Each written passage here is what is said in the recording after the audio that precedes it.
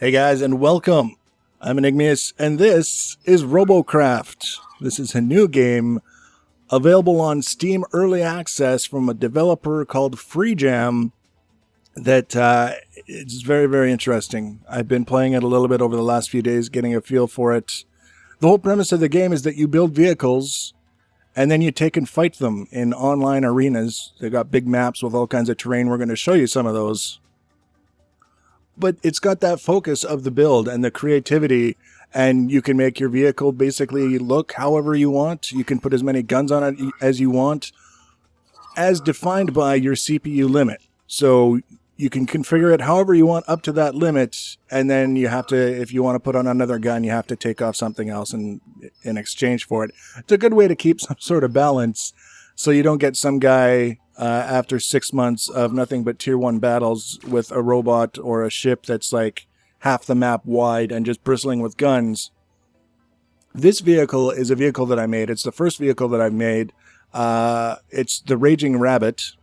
Now it's upgraded a little bit. I've put some tier 2 bits on it that I was allowed to put on it because of the way the tier system works.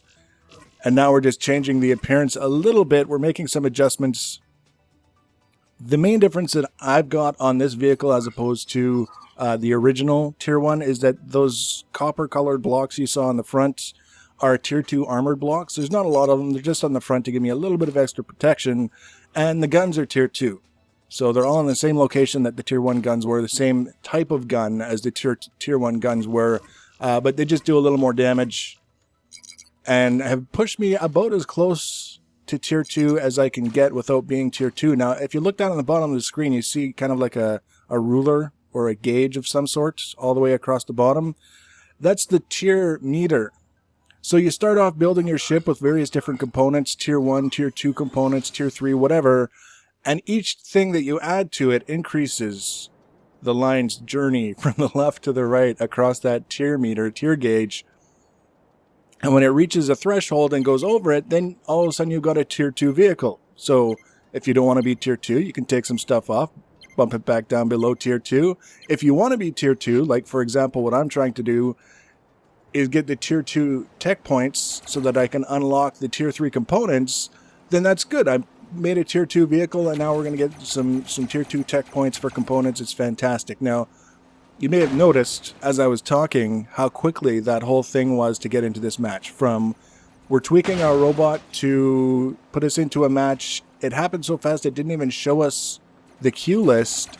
It just put us in the map, loaded the map, now we're driving, looking for the enemy, heading towards the enemy base. It's basically a capture the flag style match that is won by destroying all of the enemy vehicles or sitting on the capture point on their side of the map for long enough to capture. Really, really straightforward. There are other game modes planned. There's one apparently where you can build like a mega boss type vehicle / robot and then be sent in as a boss for other players to fight while you control it. That sounds pretty interesting to me. You make like the giant super vehicle. But for now, we just other people build their vehicles and we build ours, and then they come along and we shoot them. That one guy kind of didn't do so well, but it's very easy to be that guy. It's very easy to be that guy who suddenly realizes that he took a few good hits and all of a sudden he's dead. Now, I'm going to bring this up because if I don't, someone else will, and it's always worse if you hear it from the negative side of things. There's a couple of issues right now with two of the weapons that are available in the game, the railgun and the plasma cannon, in that they're extremely powerful, they're extremely dangerous, and you have no real way of knowing who's driving a vehicle with one of those on it unless either you see it shoot or you get close enough that you can see the gun and you can recognize it, which is, if you're the guy that he's shooting at the first time he shoots, you're in serious trouble, and you only had... all you know is that someone in this match could be driving a vehicle like that, and then you found out the hard way that, yes, it was that guy, and he just evaporated my vehicle. It's early access. People get involved. They start playing early access. They forget that it's early access. They start treating it and talking about it like it's a finished game. It's not. The balancing passes are always the last things that are done in the development cycle. There's no point going through and balancing the game now, making changes for this, making changes for that, trying to implement systems to correct this or that, because a week from now you could have that next new planned system in place that has been on the drawing board for 6 months, completely changes balance, and then you've wasted all this time on a balancing pass that was premature. That's why the balancing is always done last. So if you're playing and you see one of these little carts, and when I say little carts, I mean just wee tiny little guys that are just barely big enough to hold the pilot seat, which you have to have on the vehicle, the wheels to make it go, and the gun. And they do that so that they're small and very hard to hit while they line up a shot on you and blow up your vehicle. It's very, very interesting, unless you're the guy who just got blown up. Now you can see my vehicle had taken some damage there. There's some blocks missing. That's basically how it works. The enemy shoots you, there's a damage calculation. Was it a strong enough hit to do some damage to your vehicle? If so, where? And then that block pops off. Whether it's a structural block, you can see my vehicle was just repaired, or if it's a gun or a wheel or whatever, that's determined by the game mechanics. What's hitting you for how much damage, where, etc. It makes it so much more interesting when you can plan strategically where you're going to shoot at an enemy vehicle, assuming that you're close enough to be that accurate, and take out all of their guns so they can drive around all day long. But you can't repair in the middle of a match. There's nothing you can do in the middle of the match. If all your guns are gone, you're a sitting duck. Maybe if you're lucky, you're still a driving duck, but your teeth are gone. You can't hurt anyone. That's one of my favorite things to do, is target the guns first, and then the wheels second, so that they can't get away so easily.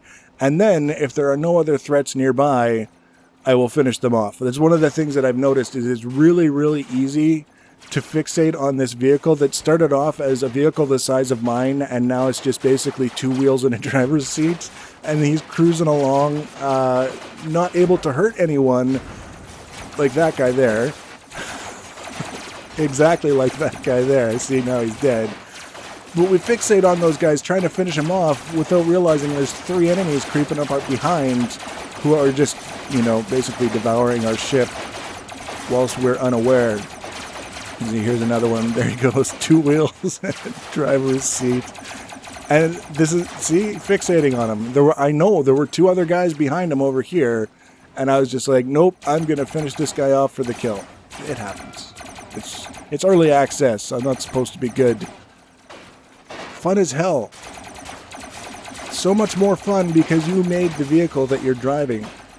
One of the things I just want to point out is that there is a offline practice arena that you can go into as you're building and tweaking your vehicle, so that you can see how things are going to perform without having to go into a match where you're on a team with people counting on you to not just basically flip over as soon as the match starts and not be able to move until the match is over, because that happens. It happens a lot, where people just end up on the roof and there's nothing they can do about it. So you do have that option. You can get into a little, it's basically similar to this map, actually. You can drive around. There's little AI-controlled vehicles that you can shoot at, see how your guns are performing. It's basically covered the bases that need to be covered in order for a game like this to be really, really fun.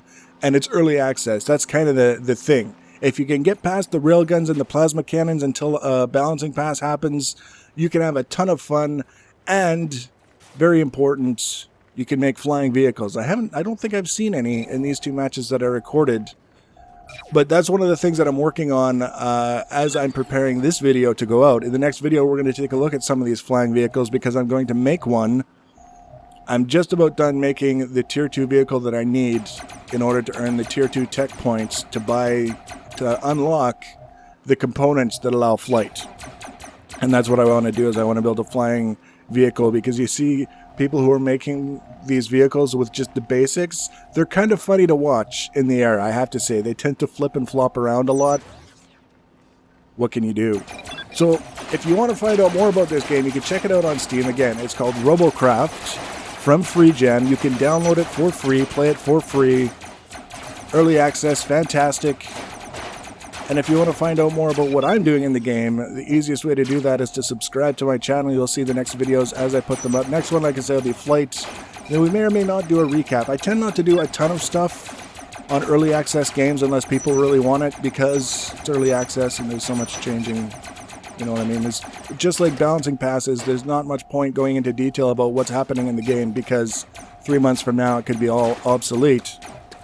But by all means, leave your comments and feedback. Thanks for watching, guys, and take care.